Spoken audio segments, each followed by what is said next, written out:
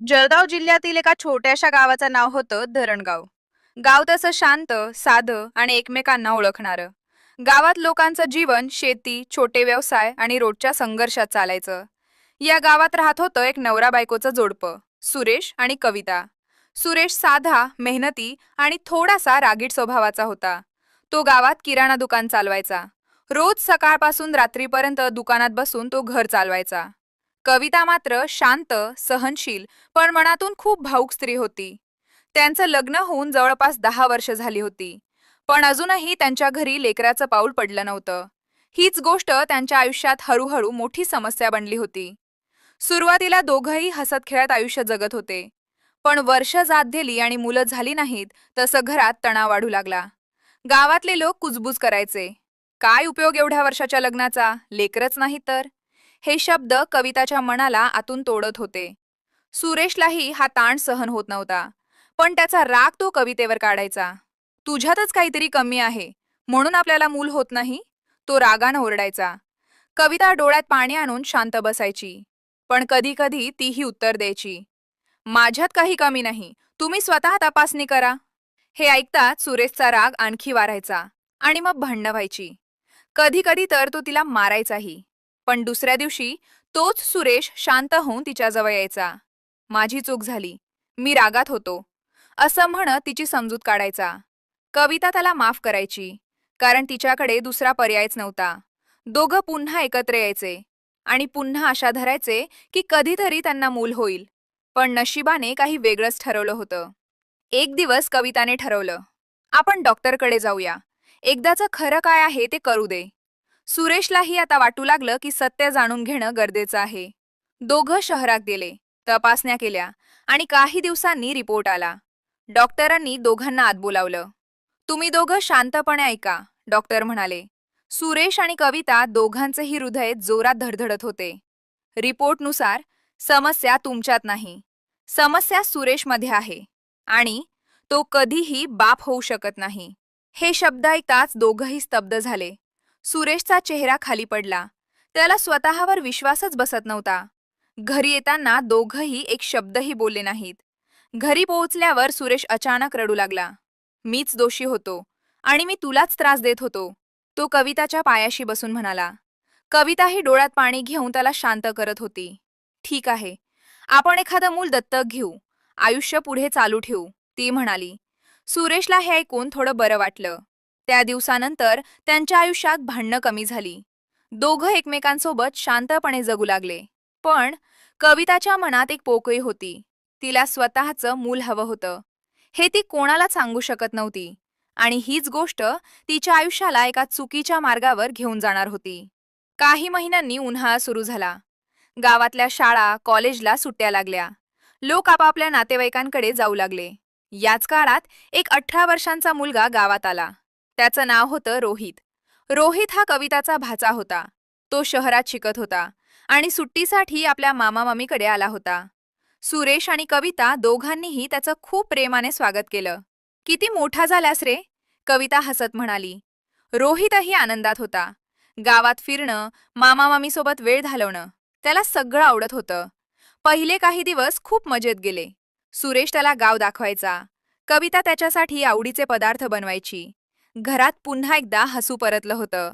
पण हळूहळू काहीतरी बदलायला लागलं. एक दिवस सुरेश दुकानात गेला होता. घरात फक्त कविता आणि रोहित होते. दुपारची वेळ, शांत वातावरण. कविता रोहितकडे बघत होती. तो आता लहान मुलगा राहिला नव्हता. तो मोठा झाला होता आणि नकळत तिच्या मनात विचित्र विचार यायला लागले. ती स्वतःला थांबवण्याचा प्रयत्न करत होती, पण तिचं मन ऐकत नव्हतं. रोहित मात्र काहीच समजत नव्हता. तो साधाच वागत होता, पण कविताच्या नजरेत आता बदल झाला होता. एक दिवस रोहित म्हणाला, मामी, मी आता घरी जाणार आहे. इथे आता कंटाळा येतोय. हे ऐकताच कविताला आतून धक्का बसला. तिला तो जाऊ द्यायचा नव्हता. अरे, अजून 2-3 दिवस राहा ना, ती म्हणाली. रोहितने थोडा विचार केला आणि राहायला तयार झाला. पण कविताच्या मनात आता वेगळंच काही सुरू झालं होतं. त्या दुपारी सगळं काही बदलायला सुरुवात झाली आणि इथून पुढे ही कथा एका धोकादायक वळणावर जाणार होती. धरणगावच्या त्या छोट्याशा घरात आता वातावरण हळूहळू बदलत चाललं होतं. सुरेश रोजप्रमाणे सकाळी दुकानात जायचा आणि संध्याकाळी उशिरा परत यायचा. घरात दिवसभर कविता आणि रोहित एकटेच असायचे. सुरुवातीला सगळं अगदी सामान्य होतं, पण जसजसे दिवस पुढे जात होते तसतसं कविताच्या मनातले विचार बदलत होते. रोहित आता तिच्या दृष्टीने फक्त भाचा राहिला नव्हता. त्याचं वागणं, बोलणं, त्याचा आत्मविश्वास, त्याचं मोठं झालेलं व्यक्तिमत्व हे सगळं तिच्या मनावर परिणाम करू लागलं. कविता स्वतःला वारंवार समजावत होती की हे चुकीचं आहे, पण तिच्या मनात निर्माण झालेलं आकर्षण ती दाबू शकत नव्हती. तिच्या आयुष्यातील रिकामी जागा, आई होण्याची अपूर्ण इच्छा आणि एकटेपणा या सगळ्याचा एकत्र परिणाम होत होता. दुसरीकडे रोहित अजूनही या सगळ्याशापासून अनभिज्ञ होता. तो तिच्याशी आदराने आणि साधेपणाने वागत होता. एक दिवस दुपारी खूप उकाडा होता. वीज गेली होती आणि घरात शांतता पसरली होती. रोहित हॉलमध्ये बसून मोबाईल वापरत होता. कविता हळूच त्याच्या जवळ येऊन बसली. सुरुवातीला ती साध्या गप्पा मारू लागली. अभ्यासाबद्दल, मित्रांबद्दल, शहरातल्या जीवनाबद्दल. पण हळूहळू तिचं बोलणं वेगळ्या दिशेने जाऊ लागलं. तिच्या नजरेत एक वेगळाच भाव होता, जो रोहितला थोडासा अस्वस्थ करत होता. रोहितने तो विषय बदलण्याचा प्रयत्न केला, पण कविता आता थांबायला तयार नव्हती. तिच्या मनातली मर्यादा हळूहळू तुटत चालली होती. तिने नकळत रोहितच्या जवळीक साधण्याचा प्रयत्न केला. रोहित गोंधळला. त्याला हे सगळं विचित्र वाटत होतं. तो लगेच उठून दुसऱ्या खोलीत गेला. त्या क्षणी त्याच्या मनात भीती आणि संभ्रम दोन्ही होते. त्या दिवसानंतर रोहितने कवितापासून थोडं अंतर ठेवायला सुरुवात केली. तो शक्यतो घराबाहेर जास्त वेळ घालवू लागला. गावातल्या मित्रांसोबत फिरणं, क्रिकेट खेळणं, तो घरात कमी वेळ राहू लागला. पण कविताला हे सहन होत नव्हतं. तिच्या मनात आता एक प्रकारची ओढ निर्माण झाली होती, जी तिला सतत रोहितकडे खेचत होती. काही दिवस असेच गेले. मग एक दिवस कविता जाणीवपूर्वक आजारी असल्याचं नाटक करू लागली. ती बेडवर पडून राहिली.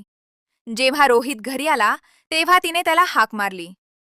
रोहित, मला बरं वाटत नाहीये. जरा पाणी देशील का? ती हरू आवाजात म्हणाली. रोहितने काळजीपोटी तिची मदत केली. तो तिच्या जवळ बसला. याच क्षणाचा फायदा घेत कविता पुन्हा त्याच्याशी जवळीक साधण्याचा प्रयत्न करू लागली. यावेळी रोहित पूर्णपणे गोंधळून गेला. त्याला काय बरोबर आणि काय चूक हे कळेनासं झालं. तो अजून लहान होता. अनुभवही कमी होता. त्याच्या मनात भीती होती, पण त्याच वेळी एक विचित्र आकर्षणही निर्माण होऊ लागलं होतं. त्या दिवसानंतर दोघांमध्ये एक न बोललेलं गुपित तयार झालं. सुरेशच्या अनुपस्थितीत ते दोघं एकत्र वेळ घालू लागले. सुरुवातीचा संकोच हळूहळू कमी होत गेला आणि त्यांच्या वागण्यात बदल दिसू लागला. रोहित आता आधीसारखा निरागस राहिला नव्हता आणि कविता, ती तर पूर्णपणे या नात्यात गुंतली होती. सुरेशला याबद्दल काहीच माहिती नव्हती. तो आपल्या कामात व्यस्त होता. त्याला वाटत होतं की घरात सगळं ठीक आहे. पण गावातल्या काही लोकांच्या नजरेत मात्र हे सगळं येऊ लागलं होतं. रोहितचा वारंवार येणं जाणं, कविताचं बदललेलं वागणं, लोकांना शंका येऊ लागली. दरम्यान कविताच्या मनात अजून एक धोकादायक विचार जन्माला आला. तिला वाटू लागलं की कदाचित तिच्या आयुष्यातील अपूर्ण इच्छा पूर्ण करण्याचा हा एकच मार्ग आहे. हा विचार तिच्या मनात इतका घट्ट बसला की तिने त्याचे परिणामही विचारात घेतले नाहीत. रोहितही आता या सगळ्यात अडकत चालला होता. त्याला कधीकधी अपराधी वाटायचं, पण त्यातून बाहेर पडण्याची ताकद त्याच्यात नव्हती. त्याने एकदा घरी जाण्याचा निर्णय घेतला, पण कविताने त्याला भावनिकरित्या थांबवलं. तू गेलास तर मला खूप वाईट वाटेल, ती म्हणाली. हळूहळू हे नातं अधिक गुंतागुंतीचं होत गेलं. आता हे फक्त एक आकर्षण राहिलं नव्हतं, तर एक धोकादायक सवय बनली होती. आणि या सगळ्यात एक नवीन वळण येणार होतं. एक असा प्रसंग जो या कथेचं रूप पूर्णपणे बदलणार होता. आता कुजबूज वाढायला सुरुवात झाली होती. गावातल्या काही लोकांनी रोहितचं वारंवार येणं जाणं आणि कविताचं बदललेलं वागणं बारकाईने पाहिलं होतं. सुरुवातीला लोकांनी दुर्लक्ष केलं, पण जसजसे दिवस गेले तसतसं हे सगळं संशयास्पद वाटू लागलं. गावातल्या चहाच्या टपरीवर, विहिरीजवळ आणि शेतात काम करताना लोक या विषयावर हळू आवाजात बोलू लागले. काहीतरी गडबड आहे. सुरेशला काहीच कळत नाहीये का? अशा चर्चा वारत होत्या. गावातला एक माणूस भाऊसाहेब पाटील, जो थोडा सरळ आणि न्यायप्रिय स्वभावाचा होता, त्याच्या लक्षात ही गोष्ट जास्त आली. त्याला वाटलं की जर खरंच काही चुकीचं घडत असेल तर ते थांबवणं गरजेचं आहे. तो थेट सुरेशकडे गेला. एक दिवस संध्याकाळी सुरेश दुकान बंद करून घरी जाण्याच्या तयारीत होता, तेव्हा भाऊसाहेब त्याच्याजवळ आले. सुरेश, मला तुझ्याशी थोडं बोलायचं आहे, त्यांनी गंभीर आवाजात सांगितलं. सुरेश थोडा गोंधळला, पण तो बाजूला गेला. भाऊसाहेब काही क्षण शांत राहिले आणि मग म्हणाले, तुझ्या घरात सगळं ठीक आहे ना? म्हणजे तू जरा लक्ष ठेव. सुरेशला काहीच समजलं नाही. काय म्हणायचं आहे तुम्हाला? तो म्हणाला. भाऊसाहेब थेट सगळं सांगायला तयार नव्हते, पण त्यांनी इशाऱ्यात सांगितलं, गावात काहीतरी चर्चा चालू आहे आणि ती तुझ्या घराबद्दल आहे. जरा लक्ष ठेव, बाकी तू शहाणा आहेस. हे ऐकताच सुरेशच्या मनात शंकेचं बीज पेरलं गेलं. त्या रात्री तो घरी गेला, पण त्याचं लक्ष सतत कवितावर आणि रोहितवर होतं. दोघंही नेहमीसारखंच वागत होते, पण आता सुरेश प्रत्येक गोष्ट संशयाने पाहू लागला. काही दिवस तो शांत राहून निरीक्षण करू लागला. तो अचानक घरी लवकर येऊ लागला. कधी अचानक दुकान बंद करून दुपारीच घरी यायचा. पण प्रत्येक वेळी त्याला काहीही संशयास्पद दिसलं नाही. कविता आणि रोहित दोघंही आता खूप सावध झाले होते. पण एक दिवस सगळं बदललं. त्या दिवशी सुरेशने मुद्दाम एक प्लॅन केला. तो नेहमीप्रमाणे सकाळी दुकानात गेला, पण गावातल्या एका मुलाला सांगितलं की तो थोड्या वेळाने मागच्या रस्त्याने घरी परतणार आहे. दुपारी तो हळूच घराच्या मागच्या बाजूने आला. घरात पूर्ण शांतता होती. त्याने खिडकीतून आत डोकावलं आणि जे त्याने पाहिलं त्यामुळे त्याच्या पायाखालची जमीन सरकली. त्याच्या डोळ्यांसमोर त्याचं स्वतःचं घर, त्याची बायको आणि त्याचा विश्वास सगळं तुटत होतं. तो काही क्षण स्तब्ध उभा राहिला. राग, दुःख, अपमान सगळं एकाच वेळी त्याच्या मनात उसळलं. पण त्याने त्या क्षणी काहीच प्रतिक्रिया दिली नाही. तो शांतपणे तिथून निघून गेला. त्या दिवसानंतर सुरेश पूर्णपणे बदलला. तो आधीसारखा ओरडत नव्हता, भांडत नव्हता. उलट तो खूप शांत झाला होता. कविताला आणि रोहितला हे थोडं विचित्र वाटलं, पण त्यांनी त्याकडे फारसं लक्ष दिलं नाही. पण सुरेशच्या मनात एक वेगळीच आग पेटली होती. तो आतून तुटला होता, पण बाहेरून शांत होता. तो आता प्रत्येक गोष्ट विचारपूर्वक करायला लागला. दरम्यान कविताच्या आयुष्यात एक नवीन धक्का बसला. तिची तब्येत अचानक बिघडू लागली.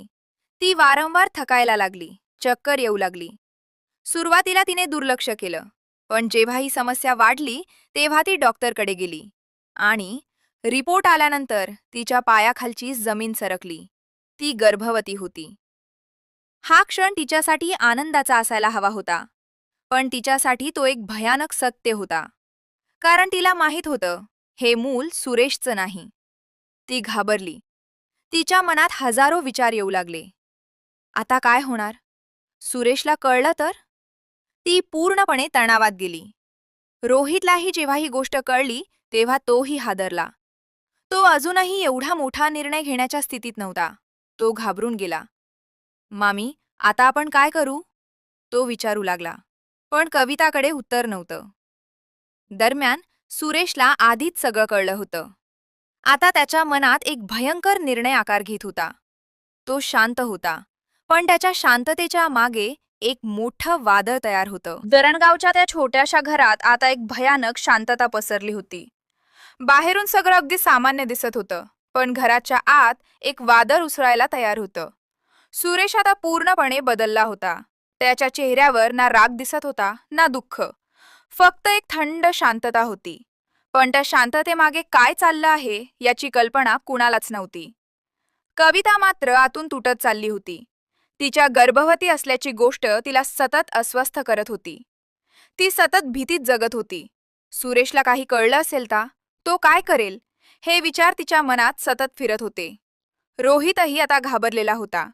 तो वारंवार कविताला सांगत होता की मी आता इथून जातो, सगळं विसरूया. पण आता गोष्ट एवढी सोपी राहिली नव्हती. एक दिवस संध्याकाळी सुरेश नेहमीपेक्षा लवकर घरी आला. त्याच्या हातात एक पिशवी होती. तो शांतपणे घरात शिरला. कविता स्वयंपाकघरात होती. रोहित हॉलमध्ये बसला होता. सुरेशने दोघांकडे एक नजर टाकली आणि हळू आवाजात म्हणाला, आज आपण सगळे मिळून जेवूया. खूप दिवसांनी वेळ मिळाला आहे. हे ऐकून कविता आणि रोहित दोघंही थोडे आश्चर्यचकित झाले, पण त्यांनी काहीच बोललं नाही. त्या रात्री सुरेश खूप शांतपणे वागत होता. तो स्वतःहून बोलत होता, हसत होता, अगदी सगळं काही नॉर्मल असल्यासारखं. त्याने आणलेल्या पिशवीतून काही गोड पदार्थ काढले. आज खास दिवस आहे, तो म्हणाला. कविताला आतून काहीतरी चुकीचं जाणवत होतं, पण ती काही समजू शकत नव्हती. जेवण झाल्यावर सुरेश म्हणाला, रोहित, आज इथेच थांब, उशीर झालाय. रोहितने होकार दिला. रात्री सगळे झोपायला गेले, पण त्या रात्री कोणालाच नीट झोप लागली नाही. मध्यरात्री घरात पूर्ण शांतता होती. अचानक सुरेश उठला. त्याच्या डोळ्यात आता ती शांतता नव्हती, तर एक भयानक निर्धार होता. तो हळूच उठून बाहेर गेला आणि मग रोहित जिथे झोपला होता त्या खोलीकडे गेला. काही क्षण तो तिथे उभा राहिला, जणू काही तो शेवटचा निर्णय घेत होता. आणि मग तो आत गेला. काही वेळातच घरात एक हलकासा आवाज झाला, पण गाव इतकं शांत होतं की कुणालाच काही कळलं नाही. कविता झोपेतून दचकून उठली. तिला काहीतरी बिनसलं आहे असं जाणवलं. ती हळूच बाहेर आली आणि समोरचं दृश्य पाहून तिचा आवाजच निघेना. त्या क्षणी सुरेश तिच्यासमोर उभा होता. त्याच्या चेहऱ्यावर एक विचित्र भाव होता. राग, सूड आणि वेदना सगळं एकत्र दिसत होतं. कविता थरथरत होती. हे काय केलं तुम्ही? ती कसाबसा म्हणाली. सुरेश हळू आवाजात म्हणाला, जे करायला हवं होतं तेच केलं. कविता पूर्णपणे कोसळली. तिच्या डोळ्यांसमोर सगळं संपलं होतं. पण अजून सगळं संपलेलं नव्हतं. कारण सुरेशच्या मनात अजून एक भयंकर विचार बाकी होता. तो हळूहळू तिच्याकडे चालत आला. कविता मागे सरकत होती. तिच्या डोळ्यांत भीती स्पष्ट दिसत होती. तू मला फसवलंस, सुरेश म्हणाला. मी तुला सगळं दिलं आणि तू? कविता रडत होती. काहीतरी सांगण्याचा प्रयत्न करत होती, पण आता खूप उशीर झाला होता. त्या रात्री त्या घरात जे घडलं त्याने सगळं काही संपवलं. एक कुटुंब, एक नातं आणि विश्वास, सगळं एका क्षणात नष्ट झालं. सकाळी गावात बातमी वाऱ्यासारखी पसरली. लोक घराबाहेर जमले. पोलीस आले आणि त्या घरातलं सत्य हळूहळू बाहेर येऊ लागलं.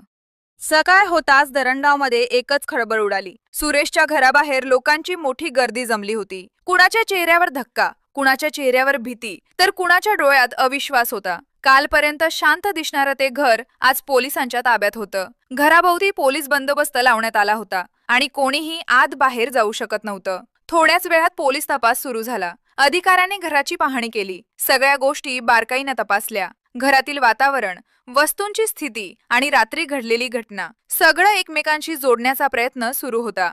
गावात आधीपासून चालू असलेल्या चर्चा आणि संशयामुळे पोलिसांनाही हे प्रकरण गंभीर असल्याचं जाणवत होतं. सुरेश मात्र पूर्णपणे शांत होता. त्याच्या चेहऱ्यावर कोणताही भाव नव्हता. पोलिसांनी त्याला ताब्यात घेतलं, पण त्याने कोणताही विरोध केला नाही. जणू तो आधीच सगळ्यासाठी तयार होता. पोलिसांनी त्याची चौकशी सुरू केली. सुरुवातीला तो काही बोलत नव्हता, पण काही वेळानंतर त्याने सगळं सत्य कबूल केलं. त्याने सांगितलं की गावातल्या लोकांनी दिलेल्या इशाऱ्यांमुळे त्याच्या मनात शंका निर्माण झाली. त्यानंतर त्याने स्वतः पाहिलेल्या गोष्टींनी त्याचा विश्वास पूर्णपणे तुटला. तो आतून कोसळला होता. राग, अपमान आणि विश्वासघात यामुळे त्याच्या मनावर इतका परिणाम झाला की त्याने शांतपणे एक भयंकर निर्णय घेतला. त्याने त्या रात्री जे केलं ते त्याला चुकीचं आहे याची जाणीव होती, पण त्या क्षणी त्याच्या भावनांवर त्याचं नियंत्रण राहिलं नव्हतं. माझं सगळं संपलं होतं, मला काहीच उरलं नव्हतं, असं तो पोलिसांना सांगत होता. दुसरीकडे कविता जिवंत होती, पण ती पूर्णपणे तुटली होती. तिची मानसिक अवस्था खूपच खराब झाली होती.